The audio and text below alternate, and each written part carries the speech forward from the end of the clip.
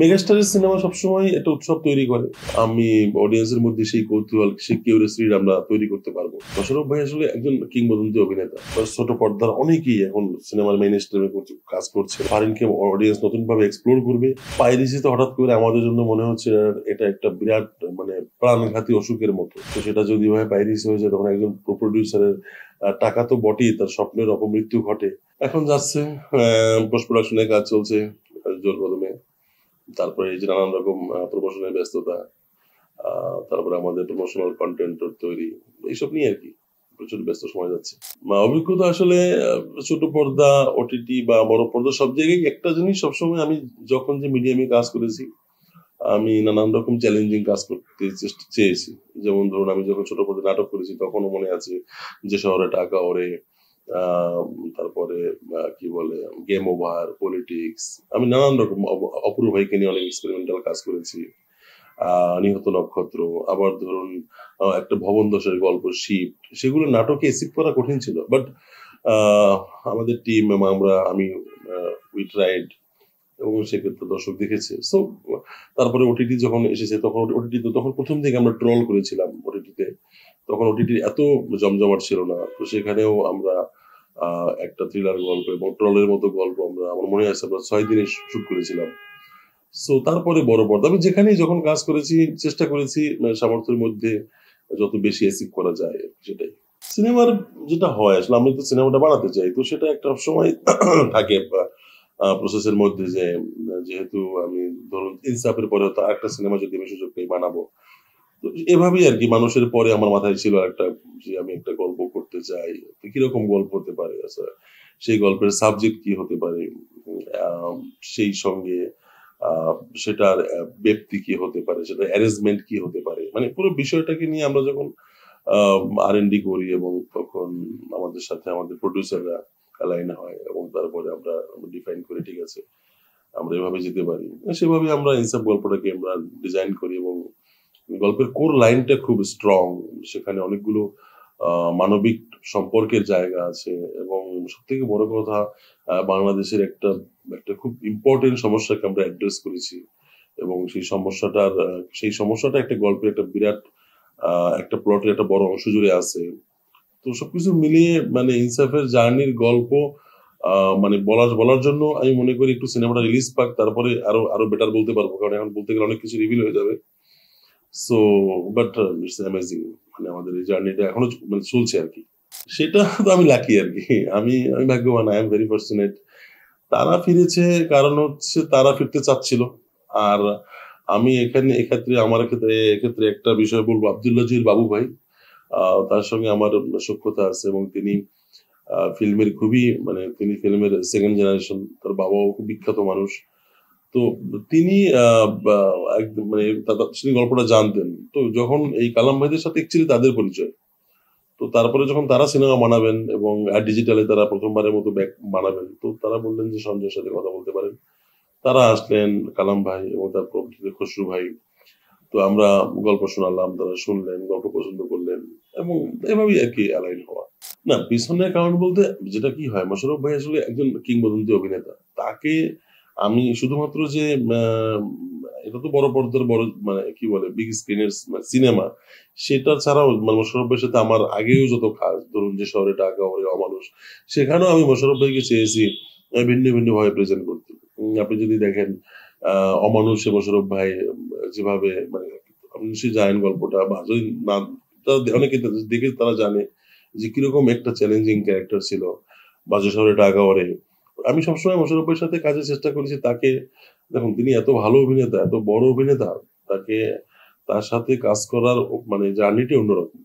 তো তাকে আলাদা করে প্রেজেন্ট করার মাঝে এক ধরনের আনন্দ আছে এবং তিনি যেকোনো চরিত্রকে এত দ্রুত পিক করতে পারেন, সেটা একটা দারুণ এক্সপিরিয়েন্স। তো এক্ষেত্রে যেটা আমরা করেছিলাম যে তাকে একটু আলাদা করে দেখতেও মানে গেট আপ লুকেও একটু আলাদা কিছু করার ট্রাই করতে হচ্ছে, যেহেতু তিনি প্রচুর তাকে তো অনেক চরিত্র করেছেন, তো তাকে আলাদা করা একটু কঠিন। তো আমরা একটা কিছু একদম নতুন কিছু ট্রাই করেছিলাম। তো লুক সেটে সেটা আমাদের দেখে ভালো লাগলো, আমার সর্বে নিজেও, ওনারও ভালো লাগলো, বললো সঞ্জয় এটা তো ভালো লাগছে দেখতে, চলো করি। তো এভাবেই আর কি। তো তারপরে আর বাকি যে কি বলে ওটাকে, যেটা বললেন যে অ্যাকশন লুক বা সেটা সেটা গল্পে আছে, সেটা গল্পের প্রয়োজনেই মোশাররফ ভাইকে চেয়েছি আমরা একটু অন্যভাবে প্রেজেন্ট করতে, কারণ তিনি গ্রেট অ্যাক্টর, এর পাশাপাশি আমরা একটু তাকে এই যে ব্যাপারটা একটু হিম্যান, এই ব্যাপারটাকে আমরা নিয়ে আসার চেষ্টা করছি। না, তিনজন ক্যারেক্টারকে একই রকম ভয়ঙ্কর, সেটা একটা সার্টেন রিজন আছে, কিন্তু জিনিসটা এই যে আপনার এই যে আমাদের আসলে ক্যারেক্টার পোস্টার টিজার এগুলোর তো একটা পারপাস থাকে, টু ড্র দ্য অ্যাটেনশন। সেইটা একটা, যেমন এই কোশ্চেনটা আপনি করলেন, এবং এটা অডিয়েন্সের মধ্যে আমরা এই প্রশ্নগুলোই তুলতে চেয়েছি, অডিয়েন্স যেন এই প্রশ্নগুলো তোলে যে আচ্ছা ফাইন, এটা এরকম কেন, মানে যত বেশি এই প্রশ্নগুলো আসবে তত তো আমি অডিয়েন্সের মধ্যে সেই কৌতূহল, সেই কিউরিয়াসিটি আমরা তৈরি করতে পারবো। বাট যখন তারা গল্পে ঢুকবে তখন দেখবে যা পোস্টারে সেগুলো তো আছেই, কিন্তু এর সঙ্গে অনেক কিছু তারা নতুন অনেক কিছু এক্সপ্লোর করবে, এবং সেটাই আমাদের মানে আমাদের কমিটমেন্ট টু আওয়ার অডিয়েন্স, যে তারা যখন যাবে তারা সত্যি সিনেমা হলে তারা অনেক কিছু এক্সপ্লোর করবে, এবং তাদের হোপসও তাদের খুব ভালো একটা সিনেমা আমরা দেখাতে পারবো। আমি সিনেমাটাকে দেখি অ্যাজ এ হোল স্টোরি হিসাবে, মানে আমি ইন্ডিভিজুয়াল কোনো ক্যারেক্টারকে আমি এভাবে ডিফাইন করি না। আমার কাছে মনে হয় যে একটা সিনেমা তখনই আসলে সার্থক সিনেমা বা ভালো সিনেমা হয়ে ওঠে যখন এই সিনেমাটা হয়তো একটা ছোট্ট চরিত্র যখন ভালো পারফর্ম করে, খুব হয়তো যে একটা মাত্র দৃশ্য অথবা ছোট্ট একটা চরিত্র যখন ভালো পারফর্ম করে, তখন এটা সামগ্রিকভাবে একটা ভালো সিনেমা হয়ে ওঠে। এখানে তারা তো দুজন, শরীফুল রাজু খুব ভালো অ্যাক্টর, এবং সে তার আগের কাজেও সে তার সামর্থ্যের এবং অ্যাক্টিং স্কিলের প্রমাণ রেখেছে। আর মোশাররফ ভাই সম্পর্কে তো কিছু বলারই নেই। Farin is very good actress. So তিনজন ভালো অ্যাক্টর, ভালো পারফর্মার যখন একটা প্রজেক্টে থাকেন, এবং এখানে ফজলুর রহমান বাবু ভাই আছেন, তিনিও একজন কিংবদন্তি, তিনি অসাধারণ গুণী অভিনেতা। মিশা সওদাগর ভাই আছেন, তো তো এরা মিশা সওদাগর ভাই তাকেও আমি মনে করি দর্শক অন্যভাবে এক্সপ্লোর করবে এখানে, কারণ মিশা ভাইও এখানে খুবই খুবই আন্ডারটোন অ্যাক্টিং করেছেন এবং দারুণ একটা চরিত্র প্লে করেছেন। সো এটা আসলে মানে শুধুমাত্র একজন দুজন চরিত্র না আর কি, আমি মনে করি যে অ্যাজ এ হোল তারা একটা সিনেমার গল্পকে সবাই সার্ভ করেছেন। না বিষয়টা হচ্ছে এখানে তো এই ঈদে যেমন একটা সিনেমার উৎসব তৈরি হয়েছিল, মেগাস্টার সিনেমা বরবাদ তো ইন্ডাস্ট্রি হিট হয়েছে, খুবই আনন্দের বিষয়।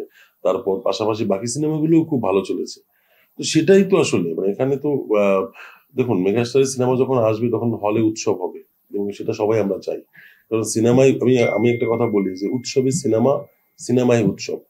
তো সেই জায়গা থেকে অবশ্যই সব সিনেমায় শুধুমাত্র মেগাস্টারের সিনেমা বা ইনসাফ নয়, আমি বলবো যে বাকি যারা আসবেন মানে উৎসব আসবেন, আমি খুবই এক্সাইটেড। তারপরে টগর আসবে, বা আরো যারা হয়তো এখন নাদান আসছে। সো আমি বলছি যে সবাই কিন্তু তার সিনেমাটা বেস্ট দিয়ে বানায়। তো অ্যাকর্ডিং টু মেরিট, তার যে টিজি আছে, তার অডিয়েন্স যারা আছে, প্রত্যেকটা সিনেমা তো যারা বানায় তাদের তো একটা ভিশন থাকে। সেই জায়গা থেকে আমরা চাই প্রত্যেকে রেসপেক্টেড অডিয়েন্স পাক। মানে এটা আসলে ইটস আমাদের এমন জার্নিটা এমন আসলে, এখন আসলে আমাদের পরস্পরকে হেল্প করতে হবে। আমি বলি যে প্রতিযোগিতা না, অ্যাকচুয়ালি সহযোগিতা দরকার। আমরা সবাই মিলে একটা উৎসবের আবহাওয়া তৈরি করতে হবে, যেন দর্শক সবাই মিলে হলে যায়, এবং বাংলা সিনেমার যে জয় জয়কার, যেটা আসলে আমি ডিফাইন করি যে বাংলা সিনেমার যে রেনেসাঁ, সেটা যেন এটা যেন চলতে থাকে আর কি। মেগাস্টারের সিনেমা সবসময় একটা উৎসব তৈরি করে, আমরা দেখেছি, আমরা তুফান দেখেছি, বরবাদ দেখেছি, প্রিয়তমা দেখেছি। সো সেটা তো একটা দর্শকের আগ্রহের জায়গায় থাকবেই।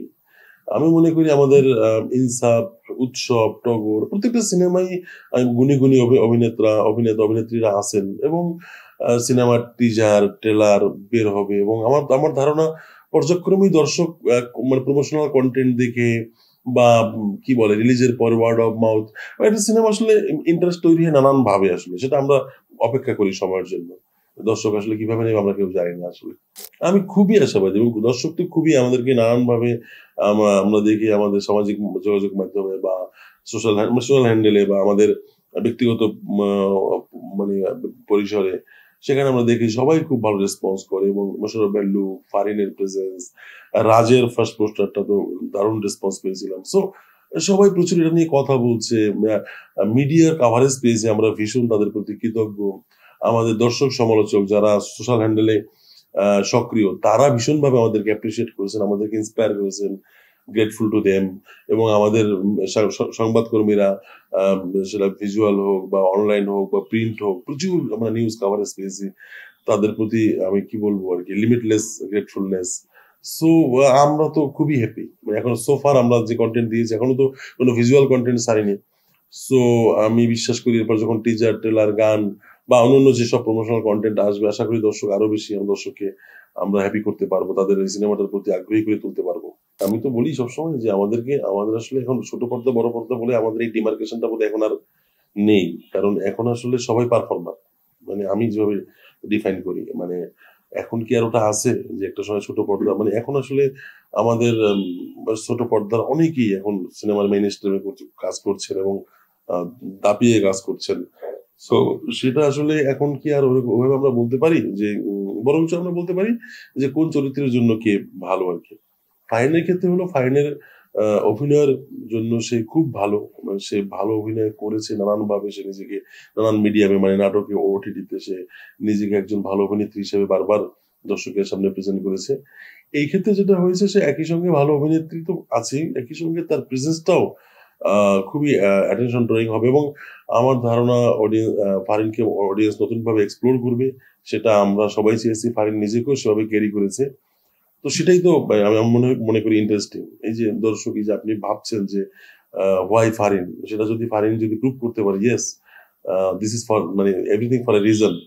তো সেটা আসলে আমরা চেষ্টা করেছি যে yeah Farin is for a reason because she has that capacity বা as an actress, as a performer, as a heroine সে আসলে আমার ধারণা সে তার চরিত্রকে জাস্টিফাই করেছে এবং সেটা দর্শক বাকিটা বলবে।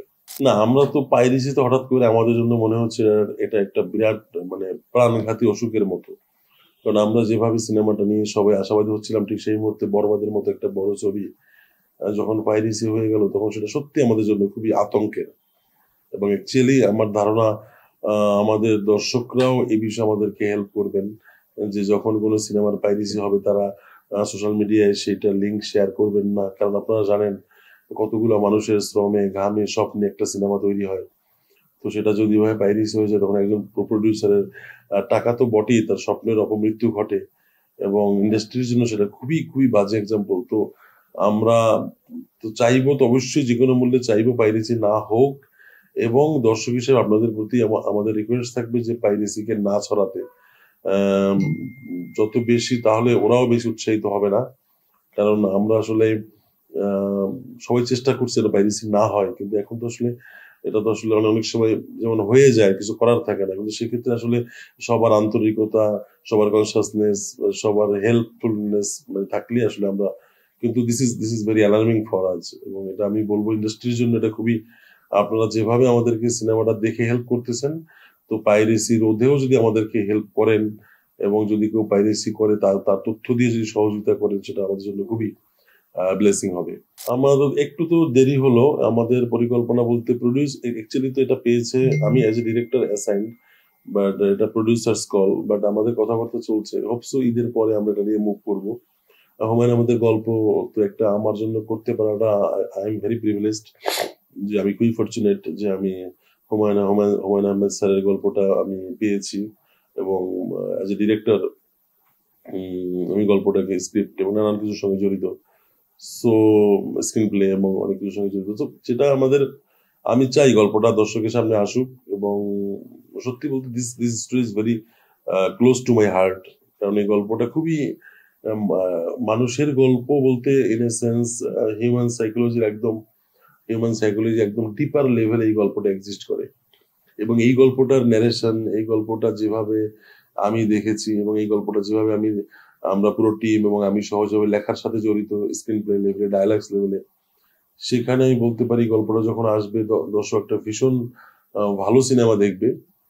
আর এইরকম মনস্তাত্ত্বিক জটিলতার গল্প এবং এইখানে যে মানুষের যে স্ট্রিম অফ কনসাসনেস, মানুষের যে মনোযোগ হতে যে একই সঙ্গে অনেক জিনিস চলতে থাকে এবং সেটার যে মানুষের মধ্যে যে কিছু প্রিমিটিভ ফোর্সেস আছে সেটা হুমায়ুন আহমেদ এত সাটেনলি মানে এত এত সহজে তিনি ইন্টারপ্রেট করেছেন এবং সেটা যদি আমি বড় পর্দায় নিয়ে আসতে পারি নাথিং লাইক দিস। সো আমরা সবাই চেষ্টা করছি, হোপসো আমরা ঈদের পর এটা নিয়ে আমরা আরো আরো কনক্রিট ইনফরমেশন দিতে পারবো। না আমাদের যেটা হয় শুধুমাত্র যেমন ধরুন প্রথমে যেটা হয় আমরা নায়িকা হোক নায়ক হোক বা যে কোনো ক্যারেক্টার হোক আমরা প্রথমেই যে চরিত্রটার তো একটা চরিত্র একটা তো ডিজাইন আছে, পার্সোনালিটি আছে। তারপরে সেই অনুযায়ী আর্টিস্টদের অ্যাভেলেবিলিটি আছে। সো আমাদের যখন কাজ করি আমাদের অনেক কিছুকে একসঙ্গে মাথায় রাখতে হয়। মানে ধরুন একজন পারফর্মার তিনি আসলে এই চরিত্রটার বয়স, তার পার্সোনালিটি এই চরিত্রের মতো করে তাকে প্রেজেন্ট করা যাবে কিনা। সো অনেকগুলো জিনিস একসঙ্গে কাজ করে।